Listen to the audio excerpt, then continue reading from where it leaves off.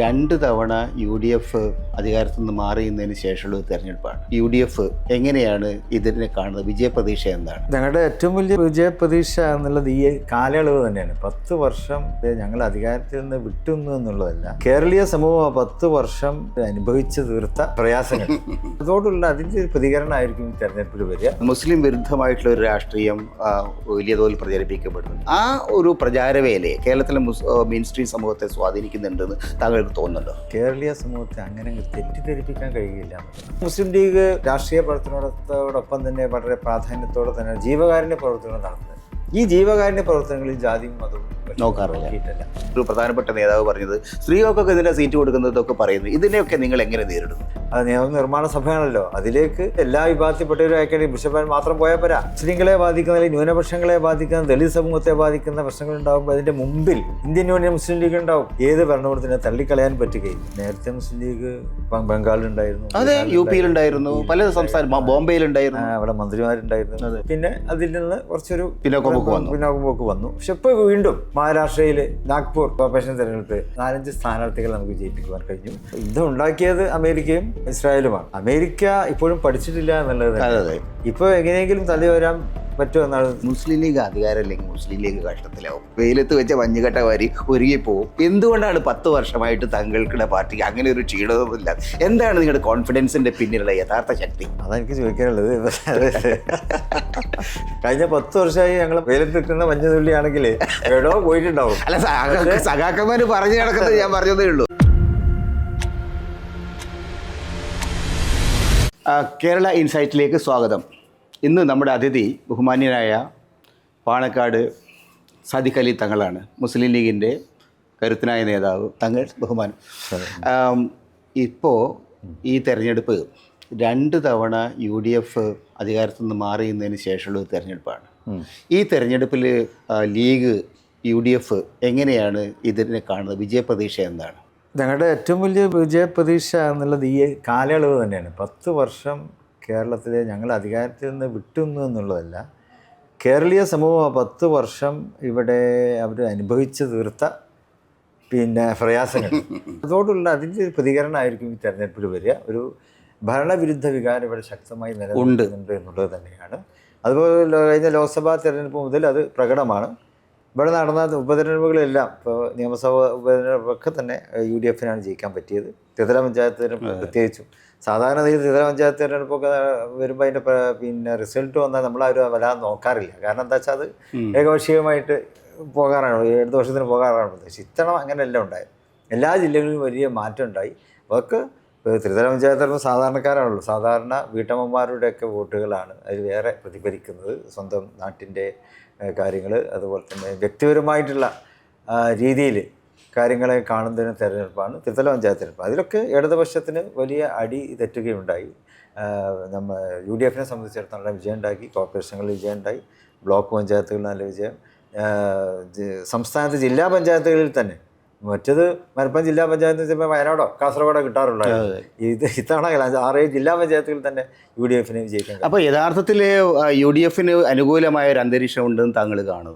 പക്ഷേ ഒരു കേരളത്തിൽ ഇപ്പോൾ എനിക്ക് തോന്നുന്നത് ഒരു വലിയ തോതിലുള്ള ഒരു സമുദായ ധ്രുവീകരണത്തിനുള്ള ഒരു അജണ്ട വളരെ ക്ലിയർ ആയിട്ട് സെറ്റ് ചെയ്യപ്പെട്ടിട്ടുണ്ട്. അതായത് ഒരു മുസ്ലിം വിരുദ്ധമായിട്ടുള്ള ഒരു രാഷ്ട്രീയം വലിയ തോതിൽ പ്രചരിപ്പിക്കപ്പെടുന്നുണ്ട്. മുസ്ലിങ്ങളൊരു വലിയ കുഴപ്പക്കാരായിട്ടുള്ള കമ്മ്യൂണിറ്റിയാണ്. അപ്പോൾ അങ്ങനെയുള്ളൊരു ആ ഒരു പ്രചാരവേലയെ കേരളത്തിലെ മെയിൻ സ്ട്രീം സമൂഹത്തെ സ്വാധീനിക്കുന്നുണ്ടെന്ന് താങ്കൾക്ക് തോന്നുന്നുണ്ടോ? കേരളത്തിൻ്റെയൊക്കെ ഒരു വലിയ പ്രത്യേകതയും നമുക്കൊക്കെ ഉള്ളൊരു ആശ്വാസവും എന്നുള്ളത്, കേരളീയ സമൂഹത്തെ അങ്ങനെ തെറ്റിദ്ധരിപ്പിക്കാൻ കഴിയില്ല എന്നുള്ളതാണ്. ഇവിടെ വരുന്ന ഓരോ തെരഞ്ഞെടുപ്പിലും ഇതുപോലെയുള്ള പരീക്ഷണങ്ങൾ പല പാർട്ടികളും നടത്തി നോക്കാറുണ്ട്. ഇപ്പോൾ മുമ്പ് ET മുഹമ്മദ് ബഷീർ പൊന്നാനിയിൽ മത്സരിച്ചപ്പോൾ അവിടെ വൻതോതിൽ അത് ഇടതുപക്ഷം ഞങ്ങളെ എതിർക്കാൻ വേണ്ടി ഒരുപാട് വർഗീയതയും വിഭാഗീയതയും സാമുദായിക ധ്രുവീകരണവും അതിനൊക്കെ വേണ്ടി ശ്രമിച്ചു. ഇതവണ മദീനയെ ഇറക്കും, അങ്ങനെയുള്ള മുസ്ലിം തീവ്രവാദികളെ ഇറക്കും, അല്ലെങ്കിൽ ഹിന്ദുത്വത്തെ പ്രോത്സാഹിപ്പിക്കുന്ന രീതിയിലുള്ള കാര്യങ്ങൾ പറയും. പക്ഷേ തെരഞ്ഞെടുപ്പ് ഫലം പുറത്തു വരുമ്പോൾ അതിനൊക്കെ എതിരായിട്ടുള്ള ഫലമാണ് ഇവിടെ ഉണ്ടാകാറുള്ളത്. ഈ തെരഞ്ഞെടുപ്പ് അതിനെ ഉണ്ടാവുക. കാരണം ഈ തെരഞ്ഞെടുപ്പിലും സാമുദായിക ധ്രുവീകരണത്തിന് വേണ്ടി കച്ച കെട്ടി ഇറങ്ങിയ കുറച്ച് നേതാക്കളുണ്ടായിരുന്നല്ലോ. അവർക്ക് അനുകൂലമായി ഗവൺമെൻറ്റും ഭരണകർത്താക്കൾ നിലനിന്നിട്ട് പോലും ത്രിതല പഞ്ചായത്ത് തെരഞ്ഞെടുപ്പിൽ അവർക്ക് അനുകൂലമായിട്ടുള്ള ഒരു വിജയമല്ല ഉണ്ടായത്, UDFന് അനുകൂലമായിട്ടുള്ള വിജയമുണ്ട്. യഥാർത്ഥത്തിൽ മുസ്ലിം ലീഗിൻ്റെ ഈ പാരമ്പര്യം എനിക്ക് തോന്നുന്നു മലബാർ അടക്കമുള്ള പ്രദേശങ്ങളിൽ ബോധപൂർവം ഒരു സാമുദായിക സമീകരണത്തിന് അല്ലെങ്കിൽ ഐക്യത്തിനുള്ള ശ്രമങ്ങൾ, ആ ശ്രമങ്ങൾ എത്രത്തോളം വിജയിച്ചിട്ടുണ്ട്? മറ്റ് സമുദായങ്ങളിലേക്ക് നിങ്ങളുടെ മെസ്സേജ്, ഞങ്ങളൊരു ഒരു അക്രമകാരികളോ അല്ലെങ്കിൽ മോശക്കാരോ അല്ല, എല്ലാവരുടെയും ഐക്യമാണ്, ആ തരത്തിലുള്ള നിങ്ങളുടെ സന്ദേശം എത്രത്തോളം താഴേക്ക് മറ്റു സമുദായങ്ങളിൽ ആക്സെപ്റ്റ് ചെയ്തിട്ടുണ്ട്, അത്രത്തോളം പോയിട്ടുണ്ട്? മുസ്ലിം ലീഗിൻ്റെ പാരമ്പര്യം തന്നെ അതാണ്. മുസ്ലിം ലീഗ് എപ്പോഴും സാമുദായിക സൗഹാർദ്ദത്തിൻ്റെ, സാമൂഹ്യ സാവർത്തിത്വത്തിൻ്റെതാണ്. ഇപ്പോൾ പ്രത്യേകിച്ച് മലബാറിൽ, അവിടെയാണ് മുസ്ലിം ലീഗ് കുറച്ച് പേരോട്ടുള്ളത്. മലബാറിലൊക്കെ മുസ്ലിം സമൂഹത്തിന് ഒരുപാട് മുന്നേറാൻ കഴിഞ്ഞിട്ടുണ്ട്. അതൊന്നും വിദ്യാഭ്യാസമായി മുന്നേറാൻ കഴിഞ്ഞു, സാമൂഹിക മേഖലകളിലൊക്കെ, തൊഴിൽ മേഖലകളിലും ഒക്കെ മുന്നേറാൻ കഴിഞ്ഞു. അപ്പോൾ ഇത് നമുക്ക് നേടാൻ പറ്റിയത് മുസ്ലിംകളുടെ മാത്രം ഒരു കഴിവുകൊണ്ടല്ല, ഇവിടുത്തെ സാമൂഹ്യ സാമർത്ഥ്യത്വം കൊണ്ടാണ്. എല്ലാവരും സഹായിച്ചതുകൊണ്ട്, മുസ്ലിങ്ങളും ഹിന്ദുക്കളും ക്രൈസ്തവരും ഇവിടുത്തെ എല്ലാ സാമൂഹ്യ തലത്തിലുള്ള ഇടപെടലുകളും കൂട്ടായ്മകളും ഒക്കെ ഉള്ളത് കൊണ്ടാണ് ഈ വലിയ നേട്ടം മലബാറിൽ ഉണ്ടാക്കുവാൻ കഴിഞ്ഞത്. അത് ഞങ്ങൾ മനസ്സിലാക്കുന്നു. പിന്നെ അതുപോലെ തന്നെ മുസ്ലിം ലീഗ് പിന്നെ രാഷ്ട്രീയ പ്രവർത്തനത്തോടൊപ്പം തന്നെ വളരെ പ്രാധാന്യത്തോടെ തന്നെ ജീവകാരുണ്യ പ്രവർത്തനങ്ങൾ നടത്തുന്നത്. ഈ ജീവകാരുണ്യ പ്രവർത്തനങ്ങളിൽ ജാതിയും മതവും നോക്കിയിട്ടല്ല. ഇപ്പോൾ ഞങ്ങൾ ബൈത്തുർ റഹ്മ വീടിൻ്റെ പരിപാടികളുണ്ട്. അത് എല്ലാ വിഭാഗത്തിൽപ്പെട്ട ഒരു 30% അവിടെ സഹോദര സമുദായങ്ങൾക്കാണ് കൊടുത്തിട്ടുള്ളത്. ഇപ്പോൾ CH സെൻ്ററുടെ പ്രവർത്തനം വിശദീകരിക്കേണ്ടത് മെഡിക്കൽ കോളേജിൽ എല്ലാ ആൾക്കാർക്കും അതിൻ്റെ ഫലം ലഭിക്കുന്നുണ്ട്. അപ്പോൾ മുസ്ലിം ലീഗിൻ്റെ ആ ഒരു സാമുദായിക സൗഹാർദ്ദത്തിൻ്റെ, സഹവർത്തിത്വത്തിൻ്റെ, സഹിഷ്ണുതയുടെ സന്ദേശം അത് കേരളീയ സമൂഹം ഉൾക്കൊള്ളുന്നുണ്ട്. അത് തന്നെയാണ് ഞങ്ങളുടെ ഏറ്റവും വലിയ വിജയം. പക്ഷേ യഥാർത്ഥത്തിൽ ഇപ്പം മുസ്ലിം സമുദായത്തിനകത്ത് പക്ഷേ നമ്മൾ നോക്കിയാൽ പഴയ കാലത്തു നിന്ന് വ്യത്യസ്തമായിട്ട് ഒരുപാട് സംഘടനകൾ, പരസ്പര സംഘർഷങ്ങൾ അതൊക്കെ ഉണ്ട്. അതൊക്കെ താങ്കൾ അതിൻ്റെ ഒരു സമുദായത്തിൻ്റെ ഒരു പ്രധാനപ്പെട്ട ആത്മീയ നേതാവ് കൂടിയാണ്. ഈ പ്രതിസന്ധികളെ അപ്പോൾ എങ്ങനെ നേരിടും? അപ്പോൾ കഴിഞ്ഞ ദിവസം ഒരു പ്രധാനപ്പെട്ട നേതാവ് പറഞ്ഞത് സ്ത്രീകൾക്കൊക്കെ ഇതിൻ്റെ സീറ്റ് കൊടുക്കുന്നതൊക്കെ പറയുന്നു. ഇതിനെയൊക്കെ നിങ്ങൾ എങ്ങനെ നേരിടുന്നു? അതൊക്കെ ഞങ്ങൾക്ക് അതാത് സമയത്ത് നേരിടാൻ സാധിച്ചിട്ടുണ്ട്. കാരണം അത് ജനങ്ങളെ ഏശുന്ന തരത്തിലുള്ള പ്രചാരണങ്ങളല്ല. ഒരു ജനാധിപത്യ സംവിധാനത്തിൽ അവിടെ മത്സരിക്കുമ്പോൾ നമുക്ക് പല മര്യാദകളും പാലിക്കേണ്ടി വരുമല്ലോ, കുറേ പ്രോട്ടോകോൾ നോക്കേണ്ടി വരും. സമൂഹത്തിൻ്റെ, രാജ്യത്തിൻ്റെ ഭാഗമാണ്. രാജ്യത്തിൻ്റെ നിയമസഭയിലേക്കോ ലോക്സഭയിലേക്കോ, അത് നിയമനിർമ്മാണ സഭയാണല്ലോ, അതിലേക്ക് അയക്കേണ്ടത് എല്ലാ വിഭാഗത്തിൽപ്പെട്ടവരും അയക്കേണ്ടത് ബിഷപ്പാൻ മാത്രം പോയാൽ പോരാ. ഇപ്പോൾ ഞങ്ങളിപ്പോൾ മുസ്ലിം ലീഗ് വനിതകളെ വെച്ചു. അതിപ്പോൾ സംവരണം ഉണ്ടായിട്ടല്ല, സംവരണം വരാൻ കാത്തിരിക്കണമെന്നില്ല.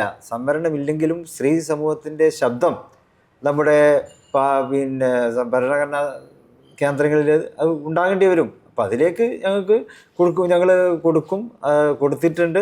അത് ജനങ്ങളത് സ്വീകരിച്ചിട്ടുണ്ട്. പിന്നെ ത്രിതല പഞ്ചായത്ത് തെരഞ്ഞെടുപ്പിൽ പറയേണ്ടതില്ലേ, മുസ്ലിം ലീഗിൻ്റെ പുരുഷന്മാരെക്കാളും കൂടുതൽ ജയിച്ചു എന്നുള്ളത് സ്ത്രീകളാണ്. അതുകൊണ്ടൊന്നും ഒരു ഗുണമല്ലാതെ ദോഷവും എവിടെയോ. അപ്പോൾ ഈ സമുദായത്തിനകത്തുള്ള ഈ ചെറിയ എന്താ പറയുക ശബ്ദങ്ങൾ, അതൊന്നും യഥാർത്ഥത്തിൽ മുസ്ലിം ലീഗിനെയോ മുസ്ലിം സമുദായത്തിൻ്റെ ഐക്യത്തെയോ ബാധിക്കുന്നില്ല എന്നുള്ളൊരു ഉറപ്പാണ് താങ്കൾക്കുള്ളത്?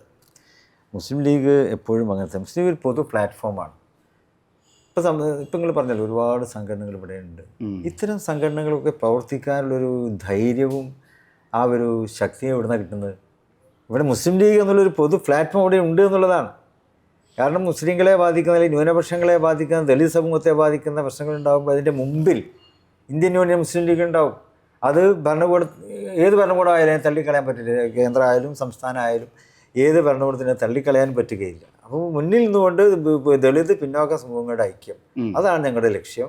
അതിൽ ഇവരൊക്കെ തന്നെ ഭാഗമാണ്, ഇത്തരം സംഘടനകളൊക്കെ ഭാഗമാണ്. ഞങ്ങൾ അവരൊക്കെ സൗഹൃദം പുലർത്തുന്നവരാണ്, ഐക്യവേദി ഉണ്ടാക്കുന്നവരാണ്. പൊതുവായിട്ടുള്ള പ്രശ്നങ്ങളൊക്കെ ഉണ്ടാകുമ്പോൾ അവരൊക്കെ വിളിച്ചു ചേർത്ത് അവരുടെ അഭിപ്രായങ്ങളൊക്കെ ചോദിച്ചറിഞ്ഞ് പിന്നെ ഒരു പൊതു അഭിപ്രായത്തിലെത്തുന്ന, അപ്പോൾ ലീഗിനെ അത് സാധിക്കുകയുള്ളൂ. അത് അവർക്കും അറിയാം. അപ്പോൾ അവർക്കിടയിൽ തന്നെ, ഇത്തരം സംഘടനകൾക്കിടയിൽ തന്നെ പ്രശ്നങ്ങൾ ഉണ്ടാകുമ്പോൾ മുസ്ലിം ലീഗിനെയാണ് അവർ സമീപിക്കുക, കൂട്ടിയോജിപ്പിക്കാൻ വേണ്ടി. ഇപ്പോൾ ഞങ്ങളിപ്പോൾ കഴിഞ്ഞ 2 വർഷം മുമ്പ് കേരളത്തിൽ ഉടനീളം യാത്ര നടത്തുകയുണ്ടായി. ആ യാത്രയിൽ സ്നേഹ സൗഹാർദ്ദ സന്ദേശയാത്ര, അതിൽ എല്ലാവരെയും വിളിച്ചു, മുസ്ലിങ്ങൾ മാത്രമല്ല, എല്ലാ സ്വാമിമാരുണ്ടായിരുന്നു, അച്ഛന്മാരുണ്ടായിരുന്നു, പിതാക്കന്മാരുണ്ടായിരുന്നു, അതുപോലെ തന്നെ മറ്റ് സമൂഹത്തിലെ നാനാതുറകളിൽപ്പെട്ട ശ്രദ്ധേയരായിട്ടുള്ള വ്യക്തിത്വങ്ങൾ ഓരോ ജില്ലയിലും അവരൊക്കെ വിളിച്ചു ചേർത്തു. അവരെല്ലാവരും വന്നു. അവരൊക്കെ തന്നെ പിന്നെ ഞങ്ങളോട് വലിയ തരത്തിൽ ആശയങ്ങൾ പങ്കുവച്ചു. അതിൽ ഏറ്റവും വലിയ ഞങ്ങൾക്കൊരു വലിയ ആത്മവിശ്വാസം ഉണ്ടായത് അത് പിന്നെ കാസർഗോഡ് നിന്നാണ് തുടങ്ങിയത്. അപ്പോൾ തുടക്കത്തിൽ നമുക്കൊന്നും അത്ര ഒരു ഐഡിയ ഉണ്ടായിരുന്നില്ല ഇതിപ്പോൾ എങ്ങനെ മുന്നോട്ട് കൊണ്ടുപോവുക. ഇങ്ങനെ ആദ്യമാണല്ലോ എല്ലാവരും വിളിച്ചു കയറി. അപ്പോൾ അവിടെ ചിന്മയ മിഷൻ്റെ അവിടെ ദക്ഷിണ കന്നഡയും കർണാടകയും കാസർഗോഡ് ജംഗ്ഷനിൽ ചിന്മയ മിഷൻ്റെ ഒരു പ്രമുഖ വ്യക്തി ഉണ്ടായിരുന്നു. അപ്പോൾ അദ്ദേഹമാണ് ശരിക്കും ഇതിൻ്റെ ഞങ്ങൾക്കൊരു വലിയ ആത്മവിശ്വാസം നൽകിയത്. അദ്ദേഹം പറഞ്ഞു, ഇപ്പോൾ കേരളത്തിലൊക്കെ എന്തെങ്കിലും പ്രശ്നങ്ങൾ ഉണ്ടാകുമ്പോൾ ഞങ്ങളിങ്ങനെ കാത്തിരിക്കും. അതിൽ മലപ്പുറത്ത് നിന്നൊരു ശബ്ദം വരും. പിന്നെ പ്രശ്നങ്ങളൊക്കെ ഉണ്ടാകുമ്പോൾ മലപ്പുറത്ത് നിന്നൊരു ശബ്ദം വരും. ആ ശബ്ദം വന്നു കഴിഞ്ഞാൽ പിന്നെ ഞങ്ങൾക്ക് സമാധാനമായി. പിന്നെ കേരളം സമാധാനം. ഇത് 92-ൽ ബാബരി മസ്ജിദിൻ്റെ ഈ സങ്കീർണമായ സമയത്ത് ഞാനത് ഇന്ത്യൻസിലുണ്ടായ സമയത്ത് ആ സമയത്ത് മുഹമ്മദ് ഷിഹാബ് തങ്ങളുടെ ഒരു പ്രസ്താവന ചന്ദ്രികയിൽ അടിച്ചു വന്നു. ഒരു കാരണവശാലും സമാധാന ഭംഗം. ഇന്നും 10-30 വർഷത്തിന് ശേഷം ഇന്നും അദ്ദേഹത്തെക്കുറിച്ച് ഓർക്കുമ്പോൾ ആദ്യത്തെ ഓർമ്മ ആ പ്രസ്താവനയാണ്. അതൊരു പാരമ്പര്യമായിട്ട് എനിക്ക് തോന്നിയിട്ടുള്ളത്. അതെല്ലാവരും പറയാറുണ്ടല്ലോ. അതെ, എല്ലാവരും പറയാറുള്ളത്. അന്ന് ചിലരൊക്കെ വിമർശിച്ചിരുന്നു, പക്ഷേ അവർ തിരുത്തി പറഞ്ഞു ഷിഹാബ് തങ്ങളുടെ ആ നിലപാടായിരുന്നു ശരി. അത് സാമുദായിക സൗഹാർദ്ദം, സഹിഷ്ണുത, ജനാധിപത്യമൊക്കെ മതേതരത്വത്തെ കൂട്ടിയുറപ്പിക്കുന്നില്ല. അതെ. അപ്പോൾ ആ ഒരു പാരമ്പര്യം, അപ്പോൾ അതിനകത്ത് ഏറ്റവും പ്രധാനപ്പെട്ട വിഷയങ്ങളിലൊന്ന് ഇപ്പോൾ യഥാർത്ഥത്തിൽ ഐക്യം വരണമെങ്കിൽ പിന്നോക്കക്കാരുടെ ഐക്യമാണ് പ്രധാനം. അതിലേറ്റവും പ്രധാനപ്പെട്ട വിഷയം സംവരണവുമായിട്ട് ഇപ്പോൾ സംവരണം ഇന്നൊരു വലിയ പ്രതിസന്ധി നേരിടുകയാണ്. ദേശീയ തലത്തിൽ ഇപ്പം പിന്നെ ഇക്കണോമിക്കലി വീക്കർ സെക്ഷന് സംവരണം കേരളത്തിൽ ഒരു പരിധി വരെ അത് നടപ്പിലാക്കിയിട്ടുണ്ട്. കേരളത്തിലാണ് യഥാർത്ഥത്തിൽ അത് ആരംഭിച്ചത്. അപ്പോൾ ഈ ഒരു വിഷയത്തെ ഇത് കൂടുതൽ ഗൗരവമുള്ളൊരു വിഷയമായിട്ട് വരികയാണ്. സംവരണം ഒരുപക്ഷെ അടിസ്ഥാനപരമായി തകർക്കപ്പെടുന്നൊരു അവസ്ഥയുണ്ട്. ലീഗ് ആ വിഷയത്തെ എങ്ങനെയാണ്? വളരെ പ്രധാനപ്പെട്ട ഒരു വിഷയമായിട്ടാണ് എനിക്ക് തോന്നുന്നത്. ലീഗ് എപ്പോഴും മുന്നോട്ട് പോകുന്ന സാമുദായിക സൗഹാർദ്ദമാണ്, സാമുദായിക സംവരണം. അതിനുവേണ്ടിയാണ് CH മുതുവായ സാഹിബിൻ്റെ കാലം തൊട്ട് തന്നെ മുസ്ലിം ലീഗ് പ്രവർത്തിച്ച് അതിനുവേണ്ടി യൂറോടെ വാദിച്ചു. മന്ത്രിസഭ അധികാരത്തിലിരുന്ന സന്ദർഭങ്ങളൊക്കെ അതിനുവേണ്ടി നിയമനിർമ്മാണം നടത്താനൊക്കെ മുസ്ലിം ലീഗിന് സാധിച്ചു. ഇപ്പോൾ NSSൻ്റെ കേന്ദ്രങ്ങളിൽ പോയിട്ട് പോലും CH മുതുവായ സാഹിബ് പ്രസംഗിച്ചതാണ്. അവർ സാമ്പത്തിക സംവരണത്തിന് വേണ്ടി വാദിച്ചപ്പോൾ CH അവിടെ ധൈര്യപൂർവ്വം സാമുദായിക സൗഹാർദ്ദത്തിന് വേണ്ടിയാണ് വാദിച്ചത്. അപ്പോൾ ആ ഒരു പാരമ്പര്യം തന്നെയാണ് ലീഗ്. പക്ഷേ ഇവരെയൊക്കെ ഒന്നിച്ച് കൊണ്ടുവരാൻ ഇപ്പോൾ ഈ ഒരു വലിയ പ്രതിസന്ധി നേരിടുന്ന ഒരുപാട് പ്രത്യേകിച്ചും ദളിത് സമുദായങ്ങൾ, പ്രത്യേകിച്ചും ആദിവാസി സമുദായം, ഇവരെയൊക്കെ മുന്നിൽ നിന്ന് നയിക്കാനുള്ള എന്തെങ്കിലും ഒരു പ്രാക്ടിക്കൽ പ്രോഗ്രാം നിങ്ങൾ കൊണ്ടുവരുമോ? ഇപ്പോൾ അതിനുണ്ടായ ശ്രമം നടക്കുന്നുണ്ടോ? ഞങ്ങൾ ഇപ്പോൾ ഈ സംവരണത്തിൻ്റെ കാര്യത്തിൽ സംവരണ മുന്നണി ഉണ്ടാക്കാറുണ്ട്. അതിലെല്ലാ വിഭാഗത്തെയും പങ്കുവെച്ചുകൊണ്ട്. മുമ്പ് നമ്മുടെ കുട്ടിയാമുട്ടി സാഹിബ് ഇപ്പോൾ അദ്ദേഹത്തിൻ്റെ മരണശേഷം പിന്നെ നമ്മുടെ 1-2 നേതാക്കൾ അതിൻ്റെ മുന്നിലുണ്ട്.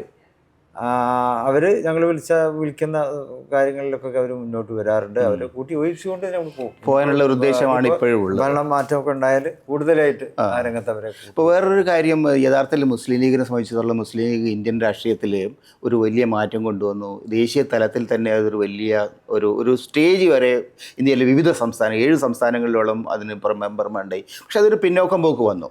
ആ പിന്നോക്കം പോക്കിനെ മറികടന്നുകൊണ്ട് ദേശീയ തലത്തിൽ മുസ്ലിങ്ങളെ സംഘടിപ്പിക്കുന്നതിൽ മുസ്ലിം ലീഗ് എന്തെങ്കിലും ഇനീഷ്യേറ്റീവ് ഇപ്പോൾ എടുക്കുന്നുണ്ടോ? ഇപ്പോൾ പുതിയ കാലത്ത് നിങ്ങൾ പറഞ്ഞ മാതിരി നേരത്തെ മുസ്ലിം ലീഗ് ബംഗാളിലുണ്ടായിരുന്നു, അതെ, UP-യിലുണ്ടായിരുന്നു, പല സംസ്ഥാനം, ബോംബെയിലുണ്ടായിരുന്നു, അവിടെ മന്ത്രിമാരുണ്ടായിരുന്നു, MLA-മാർ മഹാരാഷ്ട്രയിലൊക്കെ ഉണ്ടായിരുന്നു. അപ്പോൾ പിന്നീട് എന്തായാലും പല കാരണങ്ങളാലും പിന്നെ അതിൽ നിന്ന് കുറച്ചൊരു പിന്നോക്കം പോക്ക് വന്നു. പക്ഷെ ഇപ്പോൾ വീണ്ടും ഞങ്ങളിപ്പോൾ മഹാരാഷ്ട്രയിൽ അവിടെ നാഗ്പൂർ പിന്നെ കോർപ്പറേഷൻ തിരഞ്ഞെടുപ്പ് 4-5 സ്ഥാനാർത്ഥികൾ നമുക്ക് വിജയിപ്പിക്കുവാൻ കഴിഞ്ഞു. പിന്നെ അതുപോലെ തന്നെ ബീഹാറിലൊക്കെ ഞങ്ങൾ മത്സരിക്കുന്നുണ്ട്. പിന്നെ മറ്റ് രാജസ്ഥാനിൽ മത്സരിക്കുന്നത് പ്രധാനമാണല്ലോ, ഒക്കെ മത്സരിക്കാറുണ്ട്. അത് മത്സരിക്കാനുള്ള രീതിയിലൊക്കെ ഒരു ആത്മവിശ്വാസമൊക്കെ അവിടെ ഞങ്ങൾക്ക് കൈവന്നിട്ടുണ്ട്. പിന്നെ ഇപ്പോൾ ഡൽഹി ആസ്ഥാനമായി നമ്മൾ ഓഫീസ് വന്നു കായികമല്ലത്തിൻ്റെ പേരിൽ. അപ്പോൾ അതൊക്കെ തന്നെ നമുക്ക് നല്ലൊരു ആത്മവിശ്വാസം പകരുന്നുണ്ട്. അതിലേക്കൊക്കെ ആളുകൾ കടന്നു വരുന്നു.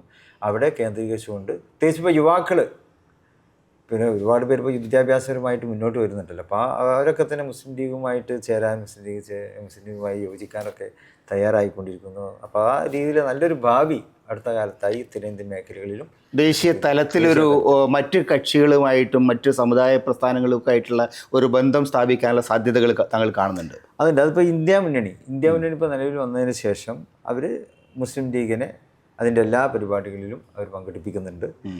എന്തെങ്കിലും ചർച്ചകളൊക്കെ ഉണ്ടാകുമ്പോൾ, തീരുമാനങ്ങൾ എടുക്കേണ്ട ചർച്ചകൾ ഉണ്ടാകുമ്പോൾ അവർ പ്രത്യേകമായിട്ട് ഞങ്ങൾ ക്ഷണിക്കും. ഞങ്ങളുടെ നേതാക്കൾ അവിടെ പോകാറുണ്ട്, ആശയവിനിമയം നടത്താറുണ്ട്. ഇപ്പോൾ രാഹുൽ ഗാന്ധി ഇപ്പോൾ 4 മാസം മുമ്പ് ഇപ്പോൾ ആ വോട്ട് ചോരിയെ കുറിച്ച് അദ്ദേഹത്തിൻ്റെ വീട്ടിൽ വെച്ച് തന്നെ ഒരു വലിയ പത്രസമ്മേളനം മറ്റൊക്കെ നടത്തിയല്ലോ, കണക്ക് വിളിച്ചുകൊണ്ട്. അപ്പോൾ അദ്ദേഹം മുസ്ലിം ലീഗിനെ പ്രത്യേകമായി ക്ഷണിച്ചു, അതിൽ മുസ്ലിം ലീഗ് പങ്കെടുക്കണം ആ വേദിയിൽ എന്ന് ഞങ്ങളൊക്കെ പോയിരുന്നു. അപ്പോൾ ആ നിലക്ക് ഇന്ത്യ മുന്നണി വന്നതിന് ശേഷം മുസ്ലിം ലീഗിനെ അംഗീകരിക്കുവാനും മുസ്ലിം ലീഗിനെ കുറച്ച് മുസ്ലിം ലീഗിൻ്റെ മതേതരത്വവും പിന്നെ സൗഹൃദമൊക്കെ മനസ്സിലാക്കാനും ഇതര ദേശീയ പാർട്ടികൾ കൂടി കഴിഞ്ഞിട്ടുണ്ട്. അതൊക്കെ ഞങ്ങൾക്ക് വലിയ ഗുണം ചെയ്യും. കഴിഞ്ഞ 10 വർഷമായിട്ട്, ഇപ്പോൾ 2014 ശേഷം BJP വന്നതിന് ശേഷം, BJP അധികാരത്തിൽ വന്നതിന് ശേഷം ഇന്ത്യയിൽ 2 തരത്തിലുള്ള ട്രെൻഡ്സ് കാണാം. ഒന്ന്, നമ്മുടെ ജനാധിപത്യപരമായിട്ടുള്ള ഒരു റെസിസ്റ്റൻസ്, അതാണ് കോൺഗ്രസും അതുപോലെ ലീഗ് അടക്കമുള്ള കാര്യങ്ങൾ. മറുഭാഗത്ത് കുറേ കൂടി ഒരു തീവ്രമായിട്ടുള്ള നിലപാടെടുക്കുന്ന ഒരു ടീമിലുണ്ട്. ഇതിനകത്ത് ഈ ഒരു ഐഡിയോളജിക്കൽ ക്രൈസിസിൽ മുസ്ലിം ലീഗിന് കൃത്യമായിട്ടൊരു ലീഡർഷിപ്പ് പൊസിഷൻ എടുക്കാൻ കഴിയുന്നുണ്ടോ? ഇന്ത്യൻ മുസ്ലിങ്ങളെ സംബന്ധിച്ചിടത്തോളം അവർക്കിടയിൽ ഉണ്ടാകുന്ന പലതരത്തിലുള്ള തീവ്രവാദ പ്രകടനങ്ങളൊക്കെ ഉള്ള സമയത്ത് എങ്ങനെയാണ് മുസ്ലിം ലീഗ് ഈ ഒരു ഗുരുതരമായ പ്രതിസന്ധിയെ കാണുന്നത്? ഫാസിസം വരുന്നു എന്ന് പറയുമ്പോൾ അതിനെ എങ്ങനെ നേരിടാനുള്ള ഒരു ക്ലിയർ പിക്ചർ രാജ്യത്തിലെ മുസ്ലിം സമൂഹത്തിന് കൊടുക്കാൻ നിങ്ങൾ കഴിയുന്നുണ്ടോ? ഇപ്പോൾ നമ്മളൊക്കെ മറ്റ് സംസ്ഥാനങ്ങളിലൊക്കെ പോകുമ്പോൾ അവിടുത്തെ ആളുകളെയും സംഘടനകളെയൊക്കെ കാണുമ്പോൾ അവർ പറയും, ഞങ്ങൾ കേരളത്തെക്കുറിച്ച് ഞങ്ങൾക്ക് നല്ല അഭിമാനമാണ്. കേരളത്തിലെ മുസ്ലിം ലീഗ് അവിടെ ചെയ്തുകൊണ്ടിരിക്കുന്ന പ്രവർത്തനങ്ങൾ. ഇപ്പോൾ ഇന്നലെ തന്നെ കോൺഗ്രസിൻ്റെ നിരീക്ഷകന്മാർ, AICC നിരീക്ഷകന്മാർ കേരളത്തിൽ ഇപ്പോൾ ഈ ഇലക്ഷൻ സംബന്ധമായിട്ട്. അപ്പോൾ നമ്മൾ ഇപ്പോൾ കേരളത്തിൽ നമ്മളിപ്പോൾ ലീഗും കോൺഗ്രസും ഒക്കെ ഒന്നിച്ചാണല്ലോ. അപ്പോൾ ഇങ്ങനെ ഇലക്ഷൻ മീറ്റിങ്ങിലും വേദികളിലൊക്കെ ഹിന്ദുക്കളും മുസ്ലിങ്ങളൊക്കെ ഒരുമിച്ചാണ് ഇരിക്കുന്നത് ഇവിടെ. അപ്പോൾ ഇത് ഇവർക്ക് ഒരു അത്ഭുതമായി തോന്നുന്നതാണ്. കാരണം അവരുടെ നാട്ടിലെ ഉണ്ടാവില്ല, മുസ്ലിങ്ങളും ഹിന്ദുക്കളും ഒരേ വേദിയിൽ ഉണ്ടാവില്ല. ചോദിച്ചതാണ് 1-2 ആള്, പിന്നെ ഇവിടെ ഇങ്ങനെ ഉണ്ടല്ലേ. അപ്പോൾ അതാണ് അവസ്ഥ.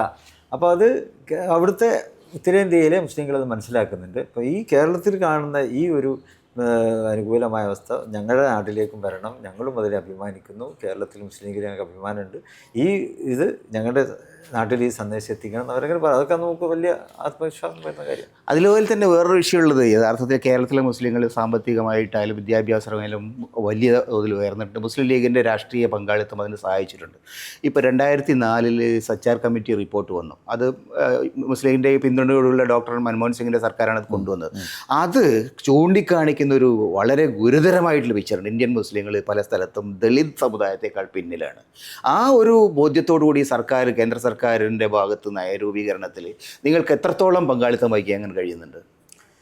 സച്ചാർ കമ്മിറ്റി പകരം ഡോക്ടർ മൻമോഹൻ സിംഗിൻ്റെ നേതൃത്വത്തിലുള്ള ആ മന്ത്രിസഭയാണ് അതിന് വന്നത്. അതിൻ്റെ അടിസ്ഥാനത്തിൽ ആ നിരീക്ഷണങ്ങളെ ഗവൺമെൻറ്, മൻമോഹൻ സിംഗ് ഗവൺമെൻറ് വളരെ നല്ല നിലയ്ക്ക് അതിനെ കാണുകയും പിന്നെ പിന്നോക്ക ആ ഒരു ആക്ഷൻ പ്ലാൻ ഉണ്ടായിരുന്നു. ഈ ഒരു വ്യത്യാസം, കാരണം ദലിതരെക്കാളും താഴെയാണ് നമ്മുടെ പല സ്ഥലത്തും. അപ്പോൾ അതിന് എങ്ങനെ മറികടക്കാമെന്നുള്ളതിന് പിന്നെ മദ്രസ വിദ്യാഭ്യാസത്തെ പ്രോത്സാഹിപ്പിക്കുക എന്നുള്ള രീതിയിലുള്ള തീരുമാനങ്ങൾക്ക്, കാരണം മദ്രസയിൽ തന്നെ മറ്റ് മതേതര വിദ്യാഭ്യാസ സൗകര്യം കൂടി നൽകണം എന്നൊക്കെയുള്ള ആ രീതിയിലുള്ള നിർദ്ദേശങ്ങൾ, ആ രീതിയിലുള്ള നടപടിയൊക്കെ വന്നു. പക്ഷെ ഇപ്പോൾ കേന്ദ്ര ഗവൺമെൻറ് മാറിയപ്പോൾ വീണ്ടും പഴയ തരത്തിലേക്ക് തന്നെ പോയിരിക്കുകയാണ്. അതിൽ ശക്തമായ നിയമനിർമ്മാണങ്ങൾ നടത്തിയേ തീരുകയുള്ളൂ. അതിന് ഒരു ഭരണമാറ്റം വന്നാൽ തീർച്ചയായും നിങ്ങളെ സംബന്ധിച്ചിടത്തോളം കുറെ കൂടി നാഷണൽ പോളിസിയിൽ, പ്രത്യേകിച്ച് മൈനോറിറ്റികളുടെ ശാക്തീകരണത്തിൽ ഒക്കെ ഒരു വലിയ പങ്കാളിത്തം വഹിക്കാൻ കഴിയും എന്നൊരു കോൺഫിഡൻസ് താങ്കൾക്കുണ്ടോ? ഭരണമാറ്റം ഉണ്ടാകും, തീർച്ചയായിട്ടും ഉണ്ടാവുമല്ലോ. ഭരണമാറ്റം ഉണ്ടാകുമ്പോൾ നമ്മൾ ഇപ്പോൾ ഇന്ത്യ മുന്നണി ആയിരിക്കുമല്ലോ വരിക കേന്ദ്രത്തിലാവുമ്പോൾ. അപ്പോൾ അതിൽ മുസ്ലിം ലീഗിൻ്റെ ആവശ്യങ്ങൾ അവിടെ നമുക്ക് ഉന്നയിക്കാൻ പറ്റും. ആ മുസ്ലിം ലീഗിൻ്റെ ആവശ്യങ്ങളെ വളരെ നല്ല നിലയ്ക്കത് മനസ്സിലാക്കാനും അതിൻ്റെ അനുകൂല നിലപാടെടുക്കാനും മറ്റു കക്ഷികളും തയ്യാറാകുന്നുണ്ട്, മറ്റു മതേതര കക്ഷികളൊക്കെ തയ്യാറാകും. അപ്പം അതുവഴി മുസ്ലിം ന്യൂനപക്ഷ പിന്നോക്ക സമുദായങ്ങൾക്കൊക്കെ തന്നെ നല്ല നേട്ടം ഉണ്ടാക്കാൻ പറ്റും. ഒരു ഭരണ മാറ്റത്തിന് വേണ്ടി നമുക്ക് പരിശ്രമിക്കാം. പക്ഷേ ഒരു ആഗോള സീൻ കൂടിയുണ്ട്. മുസ്ലിം കമ്മ്യൂണിറ്റി നമ്മുടെ നാട്ടിൽ മാത്രമുള്ള ഒരു ആഗോള സൊസൈറ്റിയാണത്. ഈ സൊസൈറ്റി നേരിടുന്ന ഗുരുതരമായ പ്രശ്നങ്ങൾ വളരെ ഗൗരവമുള്ളതാണ്. പലപ്പോഴും എനിക്ക് തോന്നുന്നു അതിൻ്റെ അഡ്വാൻറ്റേജ് CPM എടുത്തിരുന്നത്. 90-ലെ സദ്ദാം ഹുസൈൻ്റെ ഉപയോഗിച്ചുകൊണ്ട് EMS ആണ് അതിൽ നേട്ടം കൊണ്ടുപോയത്. 14-ൽ 13 സീറ്റ് വരെ. ഇപ്പോൾ അതേ തരത്തിലുള്ള ഗുരുതരമായ പ്രതിസന്ധികളുള്ള സമയത്ത് സമയത്ത് ഈ ആഗോള വിഷയങ്ങളെ എങ്ങനെയാണ് നിങ്ങൾ അഡ്രസ്സ് ചെയ്യുന്നത്? അതിനാവശ്യമായ ഒരു ക്ലാരിറ്റി ഉള്ള ഒരു ലീഡർഷിപ്പ് നിങ്ങൾക്കുണ്ടോ ഇപ്പോൾ? ആഗോള വിഷയങ്ങൾ നമ്മളൊരു കരുതലോടെയാണ് ഇത് കൈകാര്യം ചെയ്യാറുള്ളത്. ഇപ്പം ഇപ്പോഴത്തെ വിഷയത്തിൽ അവിടെ യുദ്ധം ഉണ്ടാക്കിയത് അമേരിക്കയും പിന്നെ ഇസ്രായേലുമാണ്. അമേരിക്ക ഇപ്പോഴും പഠിച്ചിട്ടില്ല എന്നുള്ളത് അതെ. ഇപ്പോൾ എങ്ങനെയെങ്കിലും തലയുയരാൻ പറ്റുമെന്നാണ് നോക്കിക്കൊണ്ടിരിക്കുന്നത്. അമേരിക്കയും ഇസ്രായേലും തുടക്കം കുറിച്ച് അവർക്ക് തന്നെ അവസാനിപ്പിക്കാൻ പറ്റുന്നില്ല. ഇറാൻ സ്വാഭാവികമായും അതിനെ അവരുടെ നിലനിൽപ്പിന് വേണ്ടി അവർ അതിനെ എതിർക്കുന്നു. പക്ഷേ ഇവിടെ ഇപ്പോൾ ഏറ്റവും പിന്നെ പ്രയാസം ഉണ്ടായത് നമ്മുടെ പ്രവാസി 20% ഡിക്ലൈൻ വരുന്നതാണ് ഇന്നത്തെ ഒരു കണക്ക്. കേരളത്തിലേക്ക് വരുന്ന പ്രവാസി വരുമാനത്തിൽ 20% കുറവ് ഈ വർഷം ഉണ്ടാവും എന്നുള്ളതാണ്. അതൊരു വലിയ ക്രൈസിസ് ആയിരിക്കും കേരളത്തിൽ. അതെ, കേരളം ഇപ്പോൾ ജീവിക്കുന്നത് തന്നെ ഇപ്പോൾ ഇവിടെയുള്ള വ്യവസായം കൊണ്ടോ ഇവിടുത്തെ തൊഴിലവസരങ്ങളെ കൊണ്ടോ ഒന്നും അല്ലല്ലോ. ഓരോ കാലത്തും മുമ്പ് ബർമയിലായിരുന്നു, മലേഷ്യയിലായിരുന്നു, സിംഗപ്പൂരിലായിരുന്നു, സിലോണൊക്കെ ആയിരുന്നു. അത് കഴിഞ്ഞ് പിന്നെ ഗൾഫ് രാജ്യങ്ങളുടെ വാതായനം തുറന്നു. അതിന് നല്ല നിലക്ക് നമുക്ക് പ്രയോജനപ്പെടുത്താൻ പറ്റി. ഇവിടെ പെരിയുന്നത് തന്നെ അതുകൊണ്ടാണ്. പക്ഷേ ഇപ്പോൾ ഈ പറഞ്ഞ പിന്നെ പ്രയാസം ഉണ്ടാകുമ്പോൾ വിദേശ നാണ്യത്തിൻ്റെ കുറവുണ്ടാകുമ്പോൾ ഇന്ത്യയെ പിടിച്ചു നിർത്തുന്നതിന് വിദേശ നാണ്യമാണ്. മൻമോഹൻ സിംഗിൻ്റെ കാലത്ത് ലോകത്ത് മുഴുവനും ഈ സാമ്പത്തിക അരക്ഷിതാവസ്ഥയും സാമ്പത്തിക മാന്ദ്യവും ഉണ്ടായപ്പോൾ പല രാജ്യങ്ങളും അടുത്ത ബാങ്കുകൾ പൂട്ടി, പിന്നെ അതുപോലെ പിന്നെ പദ്ധതികളും ഇതൊക്കെ മരവിപ്പിച്ച ഒരവസ്ഥ. പക്ഷേ ഇന്ത്യയിൽ ഉണ്ടായില്ല. ഇന്ത്യയിലെ ഡോക്ടർ മൻമോഹൻ സിംഗ് വളരെ ദീർഘവീക്ഷണത്തോടെ അദ്ദേഹം കൈകാര്യം ചെയ്തു. അദ്ദേഹം പിന്നെ ഇവിടെ ഒരു ബാങ്കും പൂട്ടിയില്ല, ഒരു പദ്ധതിയും മരവിപ്പിച്ചുമില്ല. അത് മറ്റ് ലോകരാജ്യങ്ങളിൽ കളിയാക്കായി. ലോക ബാങ്കൊക്കെ മൻമോഹൻ്റെ വികൃതിയാണ് എന്നൊക്കെ പറയുകയുണ്ടായി. പക്ഷേ ഇവിടെ നമുക്ക് പിടിച്ചു നിൽക്കാൻ കഴിഞ്ഞത് നമ്മുടെ വിദേശ നാണ്യ ശേഖരവും ഈ വിദേശത്ത് നിന്ന് വരുന്ന ഈ സമ്പത്തും അതിലൂടെയാണ് നമുക്കിവിടെ പിടിച്ചു നിൽക്കാൻ കഴിഞ്ഞത്. അത് നമ്മുടെ പിന്നെ ഈ കാർഷിക ബാങ്കും കാർഷിക കടങ്ങൾ, കാർഷിക ലോണുകൾ അതൊക്കെ അതിൽ നിന്ന് നമുക്ക് ഉണ്ടാക്കാൻ പറ്റി. അപ്പോൾ ആ നിലക്ക് ഇന്ത്യ അത്തരം ഒരു പിന്നെ സാമ്പത്തികമായിട്ടൊരു ഭദ്രത ഇവിടെ ഇന്ത്യക്ക് ഉണ്ട്. വിദേശ അതിൽ ഇല്ലാതെ വരുമ്പോൾ ഉണ്ടാകുന്ന പ്രത്യാഘാതം അത് നമ്മൾ കണ്ടറിയേണ്ടത് തന്നെയാണ്. എത്രയും പെട്ടെന്ന് ഈ യുദ്ധം അവസാനിപ്പിക്കാനുള്ള ഒരു സാഹചര്യത്തിനാണ് സമ്മർദ്ദം ഇന്ത്യയുടെ സർക്കാരിൻ്റെ ഭാഗത്തുനിന്നുകൂടി വരേണ്ടതാണ്. അതാണ് ഇന്ത്യക്ക് ഇത് ഏറെ പ്രയാസം. മറ്റു രാജ്യങ്ങളെക്കാളും കൂടുതൽ ഒരു പക്ഷേ താഴെത്തട്ടിലേക്ക് ഇന്ത്യക്കാരെയാണ് ഇത് ബാധിക്കുന്നത്. 1 കോടിയോളം ഇന്ത്യക്കാർ അവിടെ ഉണ്ട്. അതേ അതിൻ്റെ ഒരു 3/4 പങ്ക് നമ്മുടെ കേരളത്തിലുള്ള ആൾക്കാരാണ്. അപ്പോൾ അതുകൊണ്ട് ഇന്ത്യ ഗവൺമെൻറ് കുറച്ചുകൂടി ഈ മാന്യമായ രീതിയിൽ ഇതിനെ ഇടപെട്ടുകൊണ്ട് ഇതിന് വരാനിരിക്കുന്ന ഭവിഷ്യത്തുകളെ മുൻകൂട്ടി കണ്ടുകൊണ്ട് തീരുമാനമെടുക്കാൻ ഇന്ത്യ ഗവൺമെൻറ് ധൈര്യം കാണിക്കണം. അത് അമേരിക്കയ്ക്ക് അനുകൂലമായിട്ടുള്ളൊരു നിലപാടുമായിട്ട് മുന്നോട്ട് പോയാൽ അത് നമുക്കാണ് അതിൻ്റെ ഏറ്റവും വലിയ പ്രയാസം ഉണ്ടാകുന്നത്. താങ്കൾ തിരക്കുള്ള ഒരു സമയമാണ്, അതുകൊണ്ട് ഒരൊറ്റ ചോദ്യം കൊണ്ട് ഞാൻ അവസാനിപ്പിക്കുകയാണ്. സാധാരണ നേരത്തെ പറഞ്ഞുകൊണ്ടിരുന്നത് സാധാരണ പൊളിറ്റിക്കൽ തിങ്കേഴ്സ് അടക്കമുള്ള ആളുകൾ മുസ്ലിം ലീഗ് അധികാരം ഇല്ലെങ്കിൽ മുസ്ലിം ലീഗ് കഷ്ടത്തിലാവും, മുസ്ലിം ലീഗ് അധികാരം ഈ വെയിലത്ത് വെച്ച മഞ്ഞുകട്ട വാരി ഒരുങ്ങിപ്പോവും എന്നുള്ളതാണ്. എന്തുകൊണ്ടാണ് 10 വർഷമായിട്ട് താങ്കളുടെ പാർട്ടിക്ക് അങ്ങനെ ഒരു ക്ഷീണവുമില്ല? എന്താണ് നിങ്ങളുടെ കോൺഫിഡൻസിൻ്റെ പിന്നിലുള്ള യഥാർത്ഥ ശക്തി? അതെനിക്ക് ചോദിക്കാനുള്ളത്. കഴിഞ്ഞ 10 വർഷമായി ഞങ്ങൾ വെയിലത്ത് നിൽക്കുന്ന മഞ്ഞ തുള്ളിയാണെങ്കിൽ എവിടെയോ പോയിട്ടുണ്ടാവും. അല്ല, സഖാക്കന്മാർ പറഞ്ഞു നടക്കുന്നത് ഞാൻ പറഞ്ഞതേ ഉള്ളൂ. പക്ഷേ ലീഗ് ഏറ്റവും ശക്തമാകുന്നത് അധികാരം ഇല്ലാത്തപ്പോഴാണ്. CH തന്നെ പറയാം, അധികാരമില്ലാത്ത മുസ്ലിം ലീഗ് പന്ത് ഇടുന്നത് പോലെയാണ്, അതിനേക്കാൾ വേഗതയിൽ. അതാണ് ഇപ്പോൾ ഇവിടെ സംഭവിച്ചുകൊണ്ടിരിക്കുന്നത്. ഞങ്ങൾക്കിപ്പോൾ അധികാരത്തിൽ ഇല്ലാത്ത സമയത്തുള്ള ഞങ്ങളുടെ ഫണ്ടുകളൊക്കെ ഞങ്ങൾക്ക് ഒരുപാട് കടങ്ങൾ പാർട്ടിക്കുണ്ടായിരുന്നു. ചന്ദ്രികയ്ക്ക് ഒരുപാട് കടങ്ങളുണ്ടായിരുന്നു. ഇപ്പം എല്ലാ പത്രങ്ങളുടെ അവസ്ഥ അതാണല്ലോ. ആ കടങ്ങളൊക്കെ നമുക്ക് വീട്ടുവാൻ സാധിച്ചു. പല ദേശീയ തലത്തിൽ നമുക്ക് ഓഫീസ് ഉണ്ടാകും. അതൊക്കെ ഒരു പാർട്ടിയെ സംബന്ധിച്ചിടത്തോളം വലിയ സ്വപ്നമാണ്. ഡൽഹിയിലെ വയനാട്ടിലെ വീടുകൾ സമയത്ത് കെട്ടിക്കൊടുത്തു. അതെ ഡൽഹിയിലേക്ക് മറ്റേ ദരിയാഗഞ്ച് അത് വലിയ പിടിച്ച സ്ഥലമാണ്. അവിടെ തന്നെ നമുക്ക് ഓഫീസ് ഉണ്ടാക്കാനൊക്കെ പറ്റി. അപ്പോൾ അതിനൊക്കെ ഞങ്ങളുടെ പാർട്ടിയുടെ അണികളാണ് സഹായിച്ചത്, അല്ലാതെ ആരും സ്പോൺസർ ചെയ്തതൊന്നുമല്ല. ലീഗിൻ്റെ എല്ലാ ഓഫീസുകളും, ലീഗിൻ്റെ സംസ്ഥാന ഓഫീസായാലും ജില്ലാ ഓഫീസായാലും വാർഡ് ഓഫീസായാലൊക്കെ സാധാരണക്കാർ എടുത്തിട്ടാണ് ഇത് ചെയ്യുന്നത്. അപ്പോൾ ആ നിലക്ക് സാധാരണക്കാരുടെ പങ്കാളിത്തം അത് ഞങ്ങൾ പ്രത്യേകം ആപ്പ് തന്നെ അതൊക്കെ ഇപ്പോൾ മറ്റു പലരും അതിനെ പിന്നെ അനുകരിക്കുന്നുണ്ട്. അത് നല്ല കാര്യം തന്നെയാണ്. നമ്മളൊരു ക്രൗഡ് ഫണ്ടിങ് എന്നുള്ളത് മുസ്ലിം ലീഗാണ് കൊണ്ടുവന്നത്. അത് നല്ല വിജയമൊക്കെ നമുക്ക് പറ്റി. ഇപ്പം വയനാട്ട് നിങ്ങൾ 52 വീടുകൾക്ക് താമസം കൂട്ടും. അപ്പോൾ ഇതിനൊക്കെ ജനങ്ങളാണ് ഞങ്ങളെ സഹായിച്ചത്. അതൊന്നും അധികാരം ഉണ്ടായിട്ടില്ല. അപ്പോൾ അധികാരം ഇല്ലാത്ത മുസ്ലിം ലീഗ് കൂടുതൽ കരുത്തുള്ള മുസ്ലിം ലീഗായിട്ട്. അതായത് മുസ്ലിം ലീഗിന്റെ അധികാരമല്ല യഥാർത്ഥ അധികാരം, തീർച്ചയായും മുസ്ലിം ലീഗിന് ഗുണമാക്കിയിട്ടുണ്ട്, മുസ്ലിം സമുദായത്തിന് ഗുണം ചെയ്തിട്ടുണ്ട്. പക്ഷെ അതിനേക്കാളൊക്കെയുള്ള ഒരു ആത്മശക്തി യഥാർത്ഥത്തിൽ ഈ കമ്മ്യൂണിറ്റിയെ മുന്നോട്ട് നയിക്കുന്നുണ്ട്. അതെ, അത് സമുദായത്തോടൊപ്പം സമൂഹത്തോടൊപ്പം നിൽക്കുന്നതല്ല, സമുദായത്തിൻ്റെ മാത്രം പാർട്ടിയല്ലല്ലോ മുസ്ലിം ലീഗ്. സമൂഹത്തിൻ്റെ സുരക്ഷയ്ക്ക് വേണ്ടി, സമൂഹത്തിൻ്റെ ഉന്നതിക്ക് വേണ്ടി, സമൂഹത്തിൻ്റെ സഹവർത്തിത്വം ഉറപ്പുവരുത്തുന്നതിന് വേണ്ടിയുള്ള പാർട്ടിയാണ്. ഇപ്പോൾ മുസ്ലിം ലീഗ് ഇപ്പോൾ അടുത്ത കാലത്ത് ഇപ്പോൾ ഈ ഇലക്ഷൻ്റെ സമയത്തിന് ഒരുപാട് പേര് കടന്നു വന്നു, ഇതര മതസ്ഥരായിട്ടുള്ള ആളുകൾ ധാരാളം പേര്. അപ്പൊ സുജാ ചന്ദ്രബോസ് നിങ്ങളുടെ പാർട്ടിയിൽ ഞാൻ അത്ഭുതപ്പെട്ടു, CPM നേതാവായിരുന്നു. ഇപ്പോൾ ഒരു ഇവിടെ കിഷൻ ചന്ദ് കോഴിക്കോട്ടെ മുൻ ഡെപ്യൂട്ടി മേയർ, അദ്ദേഹത്തെ പോലെയുള്ളവർ. അപ്പോൾ ഇതര മതസ്ഥരായിട്ടുള്ള ആളുകളും മുസ്ലിം ലീഗിനെ വിശ്വസിക്കുകയാണ്. മുസ്ലിം ലീഗ് അവരൊക്കെ പറയുന്ന കാരണം ഞങ്ങൾക്ക് രാഷ്ട്രീയത്തിൽ വരാൻ പിന്നെ താല്പര്യമുണ്ട്, ഏതിലേക്ക് കയറണം എന്നായിരുന്നു പ്രയാസം. ഇപ്പം മുസ്ലിം ലീഗിൻ്റെ പ്രവർത്തനം കാണുമ്പോൾ അതിലേക്ക് ഞങ്ങൾക്ക് വളരെ കടന്നു വരാൻ പ്രയാസമില്ല, ഞങ്ങൾ വരുന്നു എന്നുള്ള നിലക്കാണ്. മുസ്ലിം ലീഗ് ഇതൊന്നും അധികാരം ഉണ്ടായിട്ടില്ലല്ലോ, അധികാരമില്ലാത്ത മുസ്ലിം ലീഗ് ശക്തമാണ് എന്നുള്ളത്. അപ്പം അധികാരത്തിലേക്ക് പ്രവേശിക്കുമെന്ന് പ്രതീക്ഷിച്ചുകൊണ്ട് ഈ ചർച്ച അവസാനിപ്പിക്കുകയാണ്. നമസ്കാരം. നമുക്ക് അതിന് ശേഷം കാണാം, തെരഞ്ഞെടുപ്പ് കഴിഞ്ഞിട്ട് കാണാം. Thank you.